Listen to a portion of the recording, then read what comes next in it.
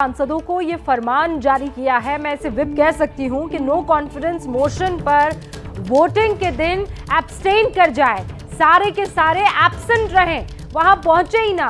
3 अप्रैल की वो तारीख मुकर्रर की गई है, मतलब बताया जा रहा है कि 3 अप्रैल को पाकिस्तान की संसद में नो कॉन्फिडेंस मोशन पर वोटिंग हो सकती है। लेकिन ये जो स्ट्रैटेजी इमरान खान की तरफ से अपनाई जा रही है, इसके पीछे के माने क्या है? क्या वाकई वो ये काम कर सकते हैं? और अगर कर सकते हैं तो क्या कोई लीगल बाउंडेशन उन पर नहीं होगा? ये समझने के लिए सीधा रुख करते हैं, मेरे सहयोगी हमजा हमारे साथ इस्लामाबाद से जुड़ चुके हैं। हमजा, पहले तो इस खबर के माने समझाइए, ये क्या खबर है? देखिए, ये एक नोटिफिकेशन तो इशू लेटर कर दिया गया है तहरीके इंसाफ की तरफ से और डायरेक्टली प्राइम मिनिस्टर की तरफ से। हाँ। कि उन्होंने अपने सारे पार्टी मेंबर्स को मना कर दिया है कि वोटिंग के दिन कोई भी वहां पे असेंबली में नहीं जाए, एब्सेंट रहे।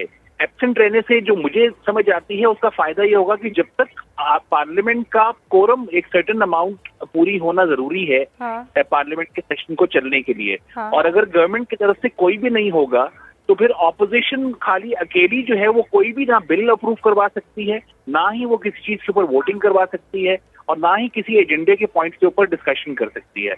तो मेरे ख्याल ये है कि इमरान खान चाली है कि जब कोरम ही नहीं पूरा होगा तो वोटिंग नहीं होगी और सेशन आगे और एडजर्न हो जाएगा।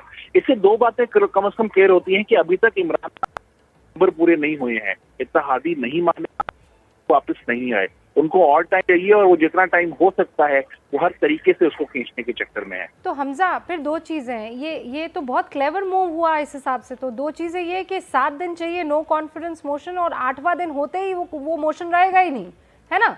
तो वो 7 दिन किसी तरह इमरान ने खींच लिए, पहला तो ये। दूसरा, वोटिंग के दिन आप रहे ही नहीं, तो इसका मतलब तो आप भाग गए जंग के मैदान से। देखिए, एक तरीका वाकई यही है कि वोटिंग के दिन जब होंगे ही नहीं तो वोट कौन करेगा?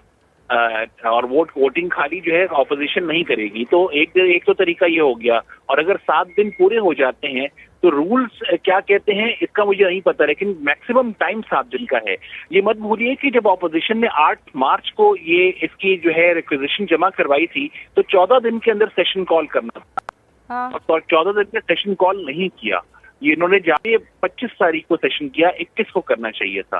तो ये अब सारा ओनस आ जाएगा असेंबली के ऊपर कि वो इस मामले को किस तरह से हैंडल करते हैं। Speaker national assembly Tehreek-e Insaf के ही हैं और इमरान खान के बहुत पक्के हमायती हैं। तो उनको बचाने के लिए उनसे भी जो बन पड़ेगा वो करेंगे और रूल्स के अंदर कोई ना कोई प्रोविजन निकाल के वो कहेंगे कि जी कोरम ही नहीं पूरा है तो हम इसको टेबल नहीं कर सकते। हमजा, मुझे समझ में नहीं आ रहा है, ये तो बिल्कुल वही वाली बात हुई। यहाँ पे भी हम अक्सर इस चीज़ का इस्तेमाल करते हैं कि आप दोनों गेम खेल रहे हैं क्रिकेट का और बल्ला मेरा है, मैं आउट होऊंगा तो मैं बल्ला दूंगा ही नहीं। इमरान खान कुछ ऐसा ही करते हुए नजर आ रहे हैं। देखिए, क्रिकेट में जो है अगर बैट्समैन ही नहीं होगा तो बॉलर बॉल किसको करेगा? Opposing party. तो ये यहाँ पे बिल्कुल ऐसा ही हो रहा है कि ये बॉल टेम्परिंग नहीं हो रही है, ये एक टीम आ ही नहीं रही है, ग्राउंड में उतर ही नहीं रही है खेलने के लिए। तो अब देखना ये होगा, ये जो चूहा बयानबाजी चल रही है, कभी जो है बिलावल भुट्टो कहते हैं चूहा, कभी इमरान कहते हैं 3 चूहे। अब ये चूहा कौन है ये तो अब पाकिस्तान की जनता डिसाइड करेगी। बहुत बहुत शुक्रिया हमजा जानकारी देने के लिए। इमरान ने सभी सांसदों को वोटिंग से गैर हाजिर रहने के लिए कह दिया है। अब आगे बढ़ेंगे हम।